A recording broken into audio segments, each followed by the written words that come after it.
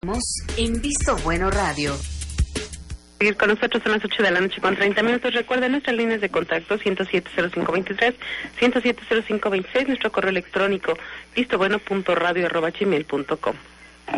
Bueno, pues antes de entrar otra vez al tema, a mí me gustaría que consideráramos que pues es prematuro hablar del siguiente sexenio. Acabo de responder pero es no que acaba de él lo mencionó, él lo mencionó. No, pero además quiero decir, es válido que se diga porque lo mencionó, pero también es válido que se analizara, por ejemplo, cómo venía trabajando Marcelo Ebrard, y no le fue bien en esta última reunión.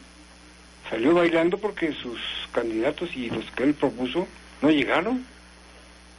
Pues, ¿sabes qué? Creo por qué se vale futurear. Porque es un placer, hombre. Pero además de porque es un placer, yo creo que eso habla bien del sistema democrático. Porque mira, antes futurear implicaba atinarle al nombre del que presidente iba a elegir, ¿no?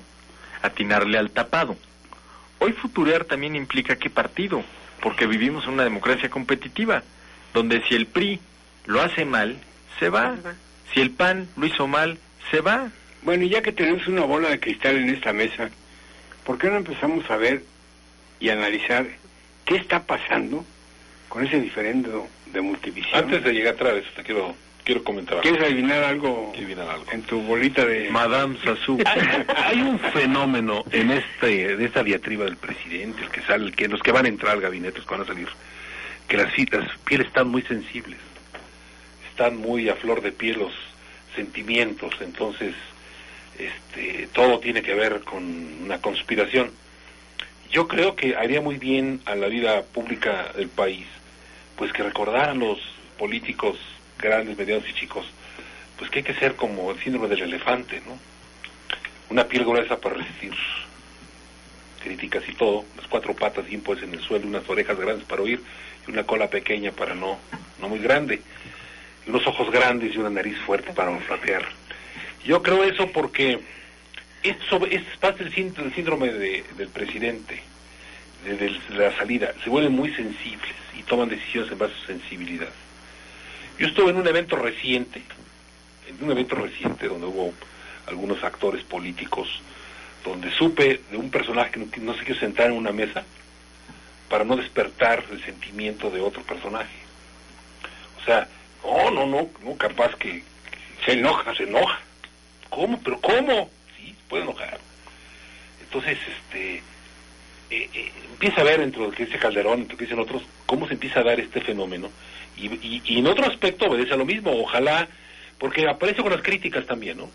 A veces una opinión o un escrito, una crítica, se puede entender un ataque a la integridad personal, y estás hablando a lo mejor de su desempeño. No, simplemente como funcionario público, de una persona, sí, claro, ¿no? Sí, claro. Entonces entenderlo, no ser tan sensibles y entender pues, que es un proceso, ¿no?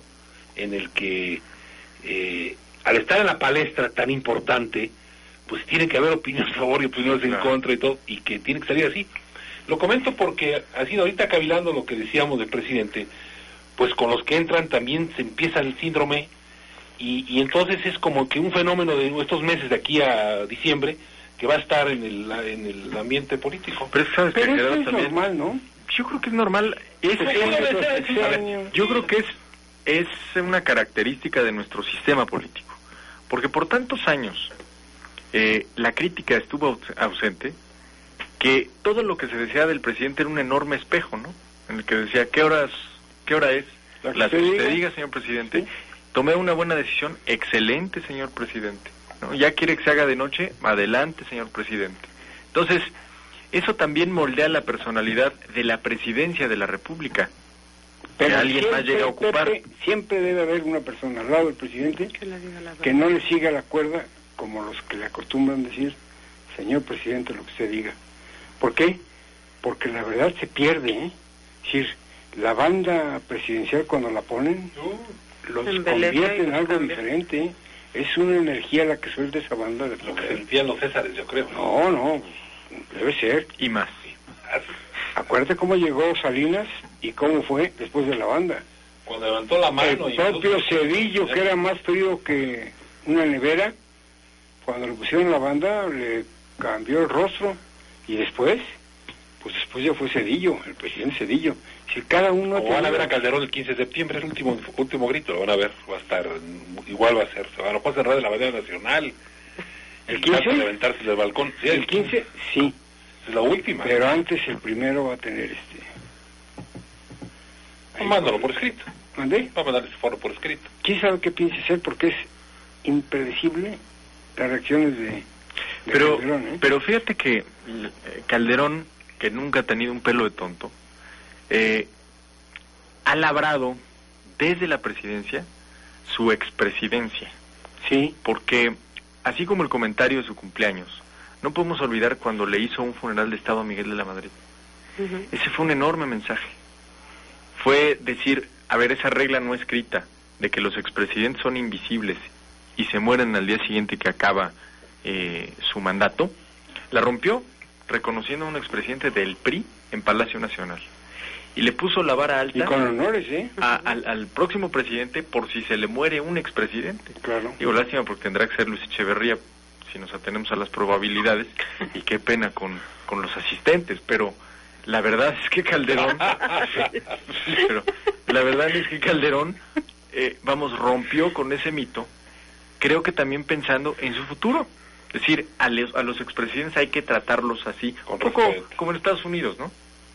Donde, llegado el tiempo de ser expresidente, no veo por qué se acaban los diferendos. Si llegara el caso de Fox, que quería que lo llamaran presidente Fox, siendo expresidente. Yo creo que lo de Fox sí es un caso que amerita un análisis psicológico, porque eso de copiar hasta con hologramas, la vista que tenía de Los Pinos en su rancho, llevarse mobiliario de Los Pinos y reproducir por completo la oficina que tenía en Los Pinos, sí te habla de alguien que no quiere soltar el juguete, ¿no? Pero verás, la presidencia de la República fue y será su juguete. Fox es un niño grandotote, sí, que le hizo un daño al país tremendo. Un niño grandotote al que también lo regañaba su mamá. Y su mamá, por supuesto. Su madre, no. La señora tenía lo suyo. Su tutora. No, yo hablo de la madrastra con la que vive actualmente, la otra era Santa. No, pero esta es su mamacita. Sí, lo regañaba. No, doña Mercedes era durísima, era de la época de los emperadores, ¿no? Sí, claro. Yo tuve ocasión de conocerla y la señora era excelente de trato, pero con su familia no se sentaban en cualquier lugar. Son las 8:38 a.m. Vamos a hacer una pausa. Recuerda, estamos en su mesa de diálogo y análisis de Visto Bueno Radio. Hacemos una pausa y regresamos. Visto Bueno Ramos en Visto Bueno Radio. Gracias por seguir con nosotros. Son las 8:40 a.m. Bueno, pues esta semana se llevó el presidente Calderón los aplausos y las burlas y las indecisiones, porque primero esto que es su cumpleaños, remató a la semana, ¿no? Y luego remató con ese diferendo con la MBS. ¿Qué entendiste de todo este relajo, Pepe? Yo creo que el problema tiene muchas aristas.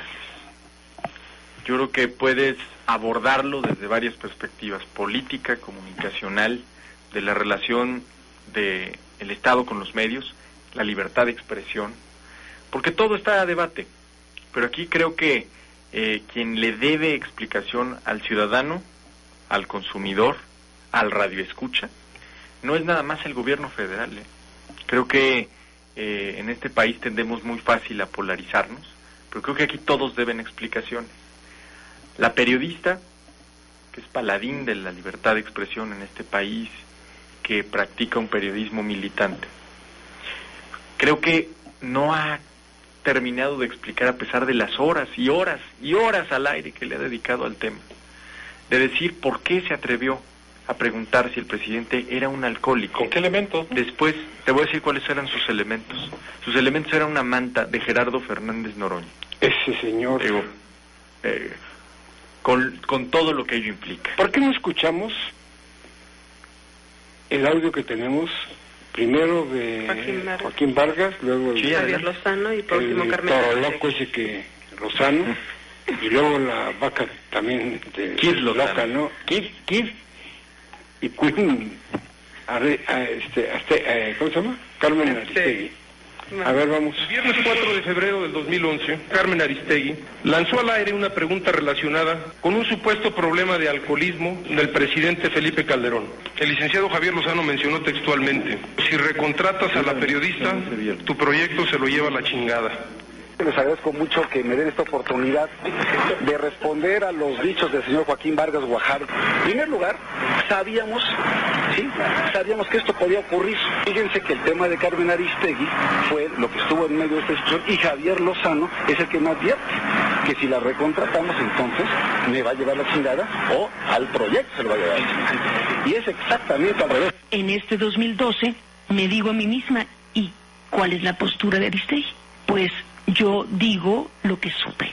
Yo conté en 2011 lo que tuve a mi alcance y lo que me permitió elaborar un mensaje y un planteamiento público hacia los Vargas para no permitir que esa presión indebida desde Los Pinos, que me estaba colocando en la disyuntiva a mí y a los Vargas, de o se disculpa, incluso en términos que no hubieran sido míos, con una carta no escrita por mí y que se pretendía yo leyera, pues simplemente era inaceptable. Y por lo tanto mi negativa fue reiterada. Yo no podía de ninguna forma engañar al auditorio con esa pretendida disculpa que la presidencia pretendía que yo hiciera al aire. Imagínense cómo quedaría mi conciencia, la periodista, si acepta leer una disculpa no escrita por ella, que esa fue la siguiente fase, porque escalaron la petición. Primero era una disculpa y luego era una disculpa en estos términos. ¿Cómo hubiera quedado la periodista si finalmente acepta leer contra su conciencia, contra su opinión, una disculpa para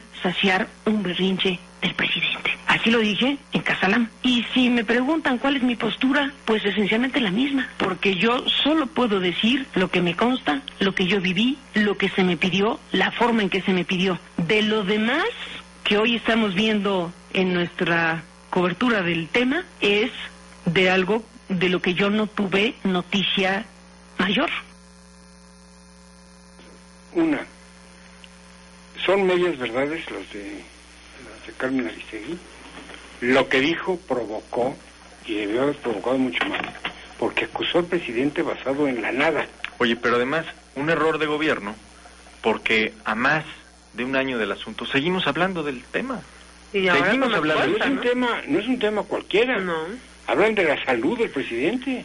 Y sin base alguna. O sea, y dos, yo no veo dónde, tratándose de Carmen Aristegui, sea un atentado contra la libertad de expresión. No la capto. Y mira, Luis, también tiene que ver con la manera en la que el gobierno tomó las previsiones sobre lo que iba a ocurrir tras rescatar la concesión de MBS. Creo que ahí ha estado el gran error. Ha habido comunicados lamentables por parte de Los Pinos y por parte de la Secretaría de Hacienda, en los que hasta los adjetivos utilizados son excesivos o son equivocados. Por ejemplo, versiones encontradas. Por ejemplo, Hacienda manda un boletín hace 4 o 5 días en el que dice: el fondo del asunto es que MBS quería pagar 110 millones de pesos y la tarifa por un refrendo de una concesión como la de la banda de 2.5 debe ser de 27,000 millones ¿Dónde de dice pesos? que debe ser de esa cantidad? De acuerdo a peritajes técnicos internacionales y comparativos, aunque en América Latina no hay un referente, y hoy lo publica Reforma, de esa tarifa. Pero vamos a concederlo. Y esa es la parte que a mí simplemente no me cuadra.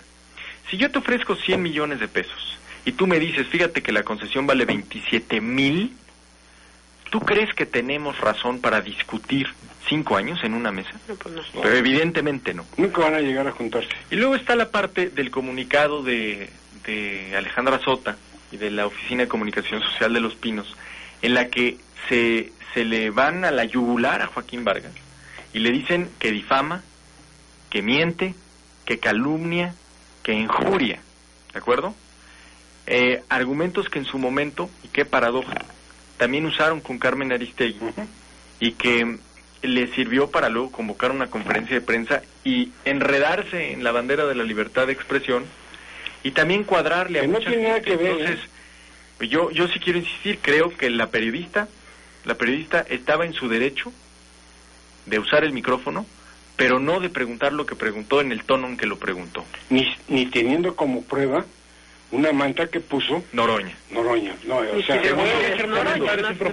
segundo, el concesionario estaba en el derecho de exigir condiciones equitativas de competencia, pero también de publicar qué es lo que piensa hacer con la banda. Y el gobierno federal, creo que ahí está el asunto de fondo. Desde luego nadie le regatea el derecho y la facultad que tiene de rescatar una concesión de un bien público. El problema es que empiezas por el más crítico. Pero ya no es rescate ahora, ya no es rescate. El problema es, no estaba subutilizada, como al principio dijeron, sino el asunto es ahora que no pagan el monto. Pero con Televisa y TV Azteca es un trato totalmente diferente. A eso es a lo que voy. El tema de fondo es un aplauso si vas a empezar a revisar si el espectro radioeléctrico está subutilizado. Nada más que empezaste por los más críticos. Y eso, insisto, en un país de suspicacias, pues es echarle leña al fuego, ¿no? Y oye, ¿y a 3 meses o 4 de salir de la presidencia? Pero no será como dice Salvador García Soto, son dos temas, dos bandas, la banda presidencial y la banda del 2.5 que están en juego. Sí, y creo que también tiene que ver, a ver... ¿Pero en qué, Luis? ¿Hacia qué? ¿Hacia la banda presidencial? Porque le están dejando un broncón al otro. Y que todavía no entra, ni todavía... Pues para mí... Pero nomás resulta que están en contra, ahora resulta que están a favor de MBS, la COFETEL y la Comisión de Competencia, y ST en contra, y Hacienda en contra. O sea, ya... No son capaces ni de ponerse de acuerdo. No se ponen de acuerdo. A ver, creo que aquí la pregunta es, ¿se hubiera rescatado, entre comillas, la banda de 2.5 si Carmen Aristegui no hubiera preguntado, equivocadamente a mi juicio, lo que preguntó?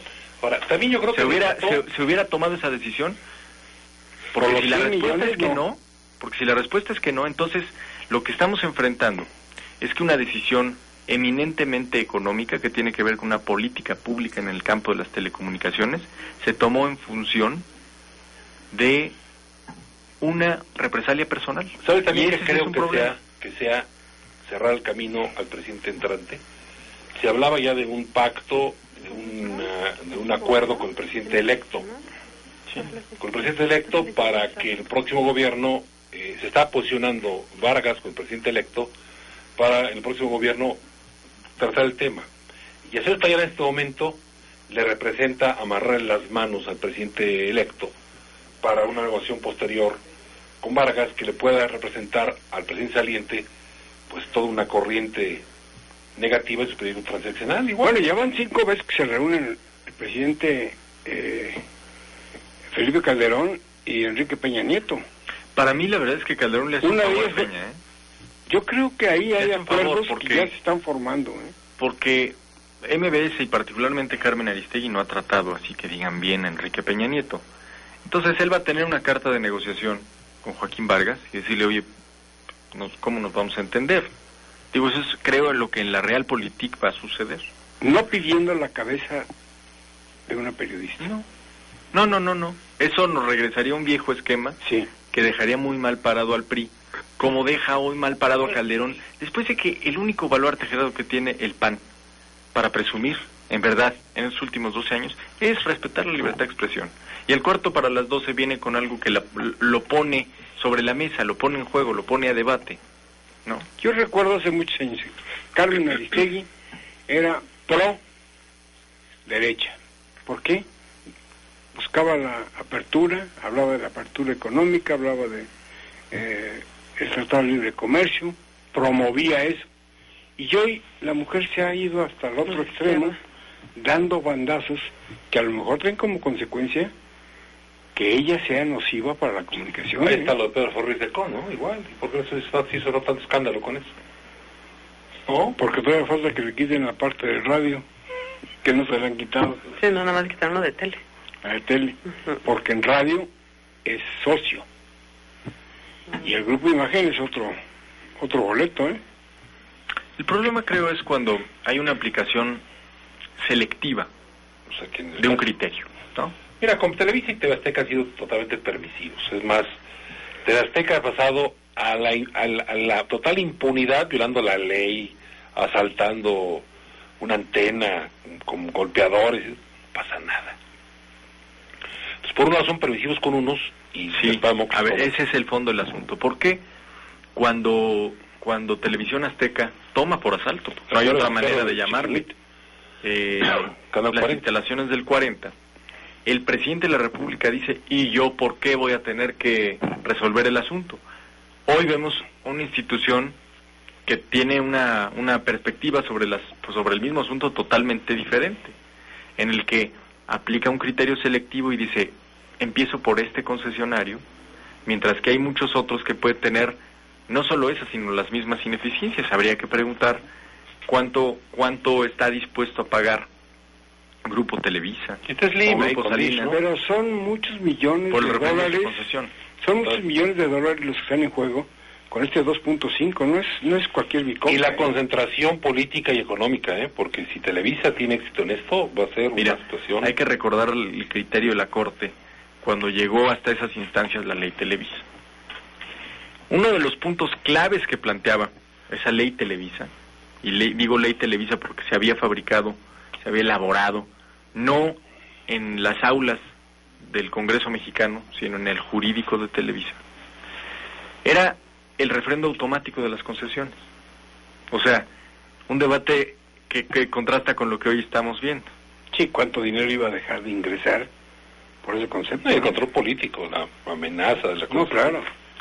Tú lo puedes disfrazar de muchas cosas, puedes decir, no, es seguridad para la inversión, porque le vamos a meter tanto dinero que necesitamos estar a salvo de los vaivenes políticos. No, creo que más bien los políticos tienen que estar a salvo de los vaivenes de los grupos, de los grandes grupos. Un gran poder concentrado en un duopolio. No, es un gran monopolio con una víscera ahí al lado, que es Televisión Azteca. No, pero por mucho, Televisa le da 10 y las malas, Claro, esa víscera que está a un lado hace mucho daño, porque cuando ataca sin límite, ¿no? Y Televisa es más cuidadoso en sus formas de hacer las y creo que revela un problema sistemático de la economía mexicana. Es decir, en este país se puede construir un emporio comercial sin ser de alguna manera o aliado o cómplice del gobierno en turno o de algún gobierno, y parece que los ejemplos nos dicen que no. Desde la telefonía hasta los emporios mediáticos. Entonces, creo que ese es el verdadero reto de fondo. ¿Cómo es que en este país no se pueden construir negocios, un negocio próspero, sin ser cómplice, sin estar atado al interés de un gobierno en turno? Pero parte que son concesiones. La concesión es del gobierno. Pero a lo que me refiero es, por ejemplo, el caso de Olegario Vázquez Raña en el sexenio de Fox, el caso de Slim en el sexenio de Salinas, ¿no? El caso de Televisa en el sexenio de Calderón. No, Vázquez Raña con Echeverría. El otro Vázquez Raña. Mario. Entonces, a eso me refiero.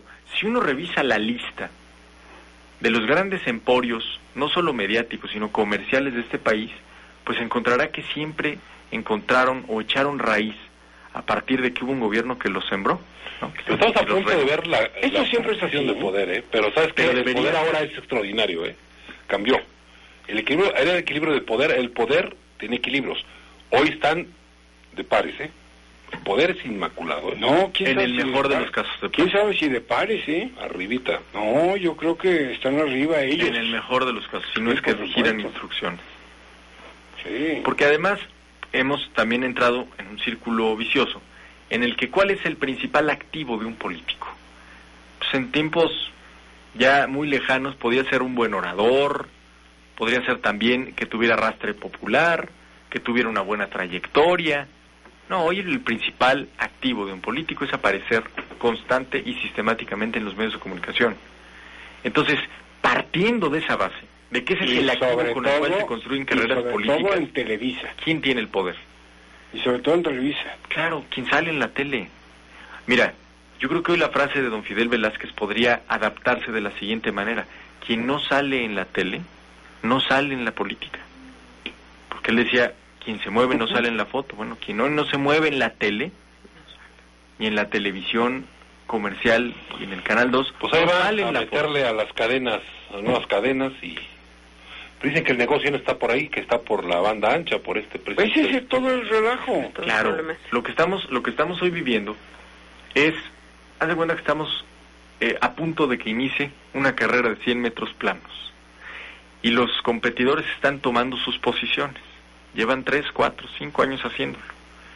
Hoy son capaces de arrebatarle la pistola al referee y pegarle en el talón al otro con tal de ganarse unos metros. ¿Por qué? Porque la carrera va a ser muy rápida, se va a venir con el recambio tecnológico de forma... los va a sorprender a los que no estén preparados, y el pastel que se calcula en $40,000 millones, tú dirás si interesa o no tener una buena posición de salida. Bueno, ya el libro está entrando a uno Noticias, ¿eh? Sí, ya está asociado ahí. No, ya es el dueño, sí, claro. Entonces, Carmen. Pues el tiempo está terminado, son las 8 de la noche con 58 minutos. Ingeniero, buenas noches. Gracias, Gerardo Rodríguez, muchas gracias. José Luis Antón, muchas gracias a usted que nos hizo favor de sintonizarnos un lunes más. Muchas gracias, lo esperamos el próximo lunes en punto de las 8 de la noche. Que tenga excelente inicio de semana. NQ, la superestación.